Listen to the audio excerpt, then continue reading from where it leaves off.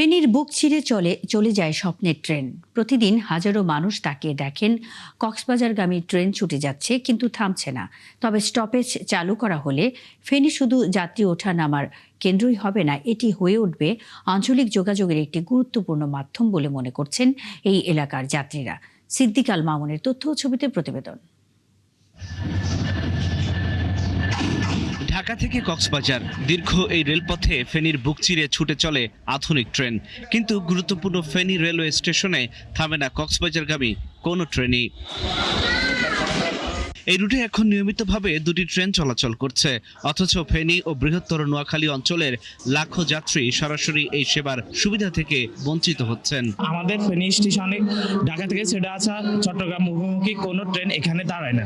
আমার চোখের সামনে দিয়ে ট্রেনটি চলে যাবে, কিন্তু আমি ওইটাতে করে কক্সবাজার যেতে পারবো না। ট্রেনটি আমরা ফেনীতে দাঁড়ানোর জন্য আবেদন করছি মাননীয় রেলমন্ত্রী এবং আমাদের প্রধানমন্ত্রী দেশনায়ক তারেক রহমানের নিকট। প্রতিদিন কর্মজীবী মানুষ, শিক্ষার্থী, ব্যবসায়ী ও পর্যটকদের একটি বড় অংশকে কক্সবাজার যেতে ব্যবহার করতে হচ্ছে দূরবর্তী ঢাকা কিংবা চট্টগ্রাম স্টেশন।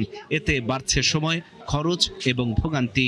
পাশাপাশি পর্যটন খাত, স্থানীয় ব্যবসা বাণিজ্য এবং অর্থনৈতিক কর্মকাণ্ডে পিছিয়ে পড়ছে এই জনপদ। যারা ভ্রমণ পিপাসু তাদের আশা আছে তারা আপনার ট্রেনে করে যাও, কারণ এই যে বাসের মধ্যে লং জার্নি, অনেক সময় আপনার জ্যাম হয়, রাস্তায় আপনার অনেক হয়রানির শিকার হতে হয়।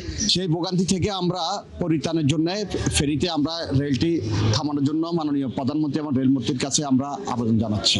এদিকে ফেনী 1 আসনের সংসদ সদস্য বলছেন, ফেনীবাসীর যোগাযোগ সহজ করতে খুব দ্রুতই নেওয়া হবে যথাযথ ব্যবস্থা।